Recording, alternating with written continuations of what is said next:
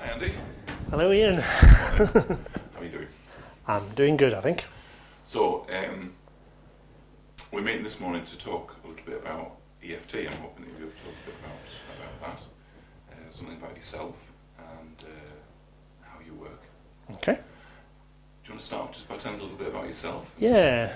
What you do? Okay. Well, my name's Andy Hunt. I'm of Practical Wellbeing, which is my grand name for myself.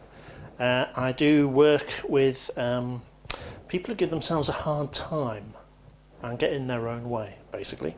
That's kind of therapy work, and also I do training work in stuff called EFT and NLP. But the personal work is mostly with EFT and NLP stuff, and it's with people who give themselves a hard time, really. People who've grown up criticising themselves, feeling badly about themselves, having poor opinions of themselves, that kind of stuff. Right, okay. So, if somebody was interested in moving forward with that, so it's got some information off your website and so on, how would they go about, if you like, deciding whether or not that was the right route for them and getting involved with the work that you do? Right. I guess they would have to have a sense in their own mind that this was an issue for them. And the difficult thing about people who kind of give themselves a hard time is that they're running around with the idea that it's actually legitimate. They're kind of like people getting, angry with themselves, cross with themselves, feel bad, think that it's actually, that's the way things should be. Because mostly, nobody's born feeling bad about themselves. No child pops into the world with a kind of poor self-opinions or kind of critics or anything like that.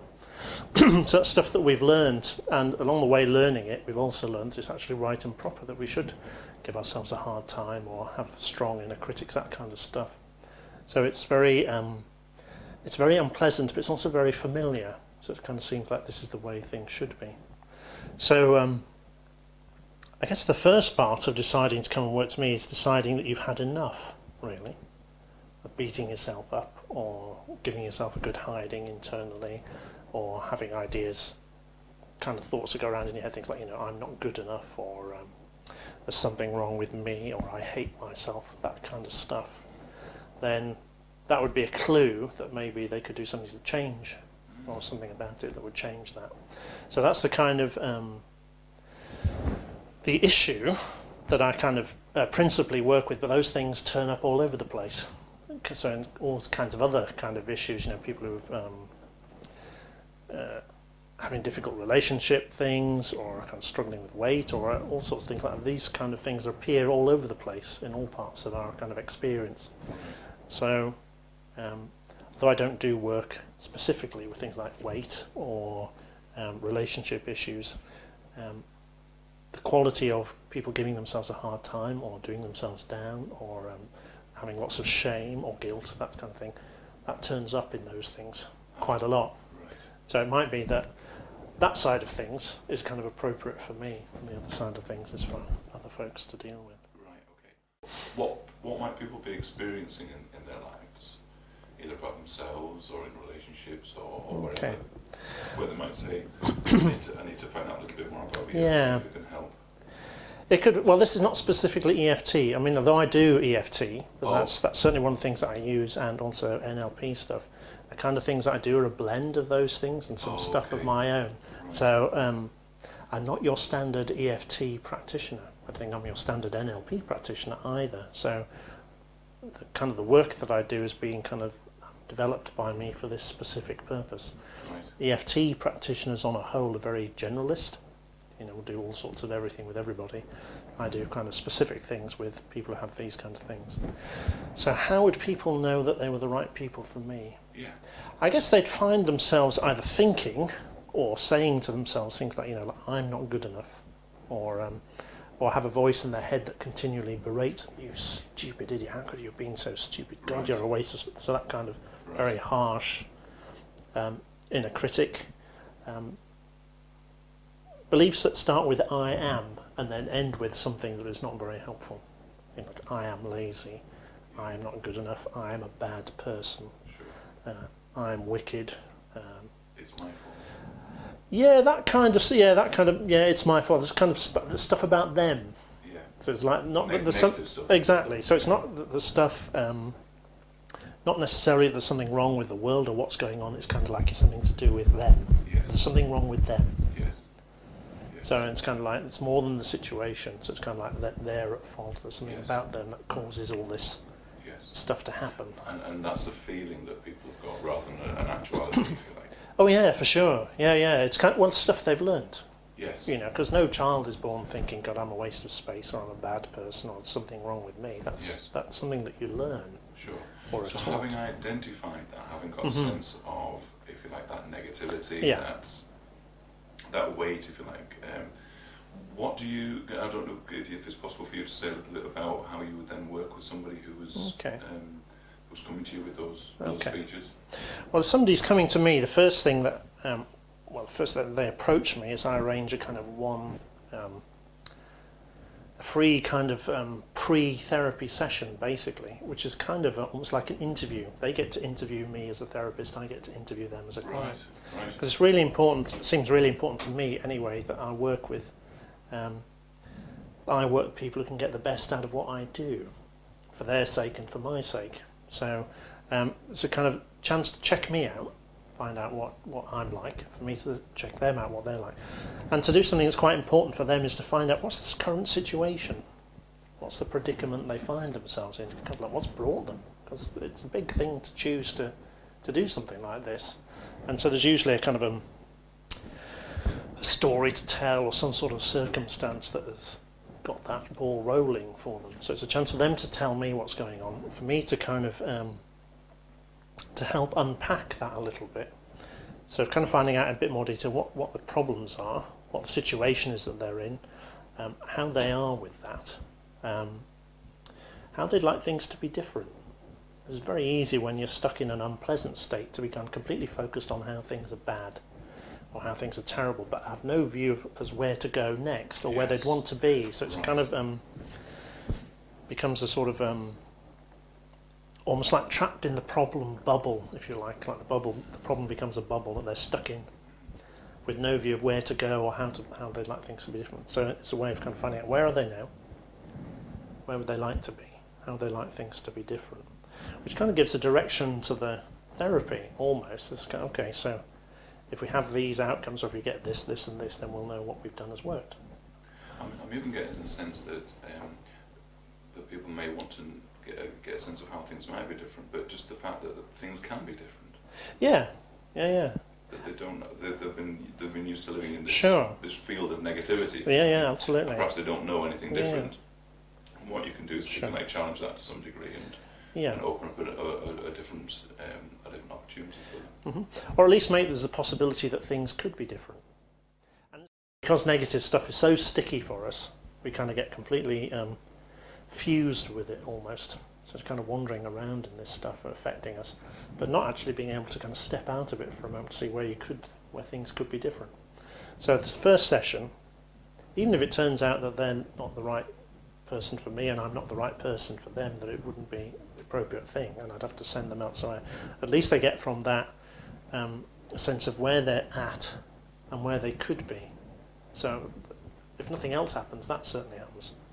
So then we go through that and I'm checking with them, they're telling me stuff, I'm kind of making sure that I understand what they're saying and where they'd like to be, and kind of summarising and going through again. And if it looks sort of like halfway through that it will be a good fit, we have a good chance of success, then we might venture into talking about the possibility of setting up some work, and then I go through all the various practicalities of that, all the things to do with confidential, the whole kind of administrative side of this business, really. Yes. And then set up a session to start working. And I divide my sessions up in, I ask for people to commit to blocks of 4 sessions, 4-hour-long sessions. And then at the end of the 4th session, we do a review, see how we're doing. So it's kind of put a limit on it, because I think a very common perception of counselling is it's something you go into and then it goes on for years and years and years and years, or for eternity. So it's quite nice to put it into kind of discrete chunks, and then to work on the thing that's most important to them. So in one way, as far as I'm concerned, they're the expert in their experience, and I'm the expert in helping them get to where they want to go. So it's kind of very much a collaborative venture, really, between their situation and my skills. Okay. So, so thank you for that. And I'm just wondering if you could maybe give the people who are watching here someone who may be interested in getting involved, and if it's their first time of being involved in anything like this, they may be wondering, so what goes on in these sessions? Okay. And I don't know if it's possible for you to give a fairly general picture or some reassurance perhaps even to people, you know, that have never been to counselling before, or I don't know, anything like that. How's that structured? Okay. It's quite difficult to generalise about it, because everyone's kind of a unique individual and they all bring their own stuff, and the work that I do, I try and tailor it to each person's specific needs. So it's not a boilerplate activity, really. So everything is to some extent geared towards them. But the things that I'm interested in, kind of like what goes on in their current situation, and I'm interested in the feeling of that, the things that they do in that kind of situation, and especially the things that they think, and their beliefs about that, and their identity beliefs about that, like I'm a bad person, or I'm ashamed, or, you know, I deserve this, or those kind of things. I'm very interested in those kind of statements, and because on the kind of level of change, if you change somebody's identity, then that makes a massive change in the rest of their life. It kind of like filters down, so people can make quite profound changes on the basis of this. So the stuff that I do is quite deep work, I would say, but has quite strong ramifications going through the rest of people's lives. So it's not the kind of it's not a quick fix thing. It's kind of, and that's, I think that's a really important thing for people to know, is that if you get involved in this kind of work, or the kind of work that you do, that it does require a certain amount of commitment and a certain amount of determination, willingness to go with the process, really. And that I suspect that no therapist is actually Harry Potter and could wave a magic wand over you, make everything all right without your participation. Sure. So I'm getting a sense that the client, in some way, needs to be ready for this. Right? They do. Yeah. They do. Ready for this change. They do. And what would be, if you like, the typical effect, if that's the right word, that people would complete the therapy, complete the work, and they would find then that, you know, life is in some way different for them? Yeah, that's kind of, that also varies from person to person. So, and it's a little bit hard to imagine, really, because the change is can be very profound. So, for example, if somebody's got a very strong inner critic, you know, this kind of voice there, going, how stupid, how the kind of thing that goes on, and work on a process to take care of that. If somebody's had an inner critic for years, and then all of a sudden it's gone, or perhaps being replaced by something more conciliatory or more kind of helpful, then that's a huge difference in all areas of life, because your inner critic, is, if you have one, is probably going at you hammer and tongs most of the time, really. So it's kind of, to say what specifically would be different is quite difficult. But say in general, it's kind of like you've lost that kind of hectoring, bullying voice, and the kind of stress and the tension, the anxiety that goes with that thing. So all those things change. So it's a kind of, your life rearranges, basically, to accommodate the new realities that's no longer happening. Sure. Or if you have the idea that, you know, like, I'm a bad person, or I'm not good enough, if you wander around with the notion that I'm not good enough, then that's going to affect the way you approach things. It's going to affect the way you approach, like, going for a job, or finding a romantic partner, or doing anything, really. It's kind of like, if I'm not good enough. Because the horrible thing about these things is they tend to be quite compulsive, that people will do stuff to reinforce the belief that's already there. It becomes a kind of self-fulfilling prophecy. So it becomes quite hard to step out of that, which is why you often see those things about people who win the lottery, kind of initially overjoyed and delighted, and then have blown it all within about a year or something like that, and back to where they were before. Because it's just too far outside the bounds of their experience, really. So these things, these identity beliefs, tend to be very constrictive. You know, so somebody who's wanders around with it, I'm not good enough, is going to behave very differently to the person, I'm good enough for that.